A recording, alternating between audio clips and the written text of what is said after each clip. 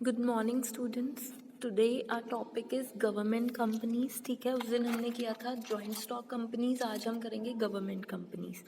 तो government companies कौन सी companies होती हैं? Government company is a company in which the government और स्टेट गवर्नमेंट होल्ड्स 51% और more of the paid up capital. ठीक है, जिसमें गवर्नमेंट 51% अपना पैसा लगाती है। ठीक है, गवर्नमेंट कंपनी को पब्लिक एंटरप्राइज भी कहते हैं, स्टेट एंटरप्राइज भी कहते हैं।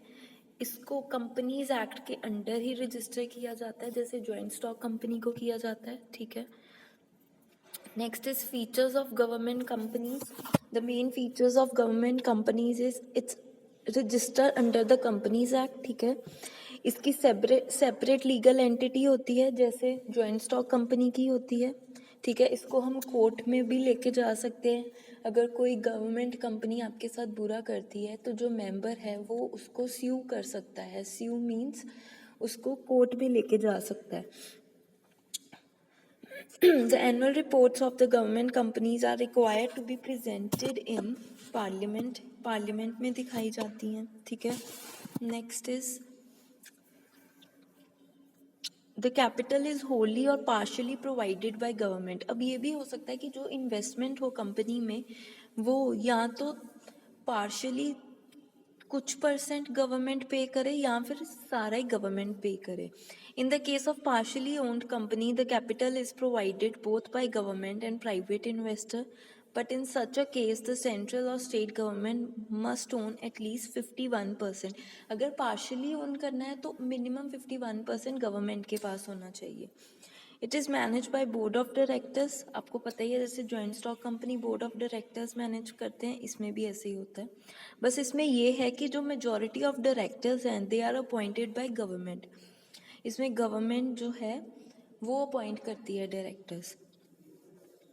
It's accounting and audit practice are more like those of private enterprises. ठीक है, इसमें भी क्या होता है कि इसमें भी सीएस को अपॉइंट किया जाता है, जैसे प्राइवेट कंपनीज में करते हैं ऐसे गवर्नमेंट कंपनीज में भी करते हैं।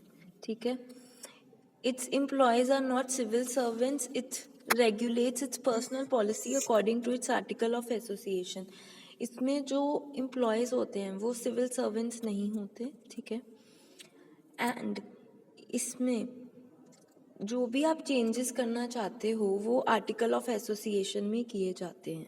ठीक है, कल मैं आपको आर्टिकल ऑफ एसोसिएशन के बारे में भी बताऊंगी। ठीक है, आगे है एडवांटेजेस ऑफ गवर्नमेंट कंपनीज। इनकी एडवांटेजेस क्या हैं?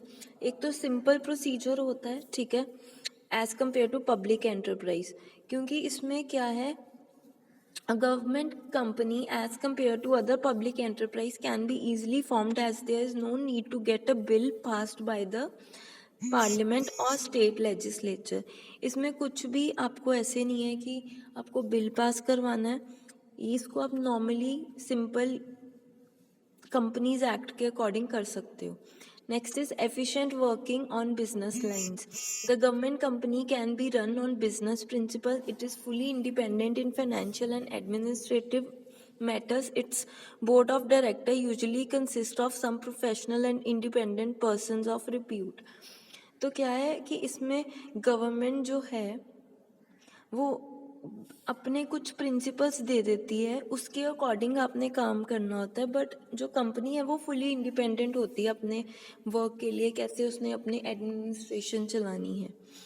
इसमें एफिशिएंट मैनेजमेंट होती है। As the annual report of the government the company is placed before both the House of Parliament for discussion. Its management is cautious in carrying out its activity and ensures efficiency in managing the business. जैसे कि जो इसमें, क्योंकि हमें यहाँ पे क्या होता है कि एनुअल रिपोर्ट जो है वो गवर्नमेंट को देनी पड़ती है। ठीक है, तो वहाँ हाउस ऑफ पार्लियामेंट में डिस्कशन होती है। ठीक है, कि कैसे उन्होंने काम किया, एफिशिएंटली किया या नहीं। Healthy competition, these company usually offer healthy competition to the private sector.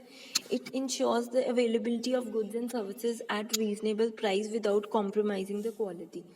तो क्या है कि जो प्राइवेट सेक्टर है उसको ही ऐसे कंपटीशन देते हैं, क्योंकि एक तो ये सस्ते में हमें अच्छी क्वालिटी के प्रोडक्ट्स देते हैं, मोर ओवर जो प्राइवेट कंपनीज होती हैं वो ज़्यादा पैसा चार्ज करती हैं, ठीक है। और इसकी डिसएडवांटेजेस क्या हैं? The government company suffers from the following limitations: lack of initiative. The management of government company always has a fear of public accountability. क्योंकि यहाँ पे क्या है, कोई इनिशिएट ही नहीं करता, सही डिसीजन ही नहीं लेता सही टाइम पे। और ये प्रॉब्लम इसलिए भी आती है क्योंकि पब्लिक को अकाउंटेबल होती है ये कंपनी। पब्लिकली लोग, हम जैसी जो नॉर्मल पब्लिक है, वो कभी भी कंपनी के डॉक्यूमेंट्स खोल के देख सकती है कि इन्होंने कैसे काम किया। Lack of business experience. Management of companies generally put into hands of administrative service officer who often lack experience in managing the business organization.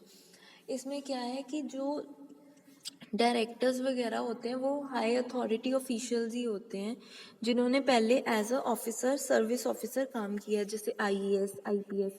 तो उनको बिजनेस का तो एक्सपीरियंस होता नहीं है ज़्यादा, तो इतना एफिशिएंटली वो काम नहीं कर पाते। The policies and management of these company generally keep on changing with the change of government. For example क्या है कि इसमें जैसे जैसे गवर्नमेंट चेंज होगी वैसे वैसे रूल्स और रेगुलेशंस जो हैं वो चेंज होते रहते हैं।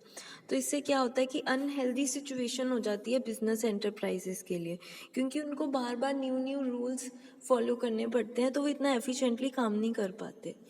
तो आई होप आपको ये टॉपिक क्लियर हो। If there is any doubt just let me know. Thank you.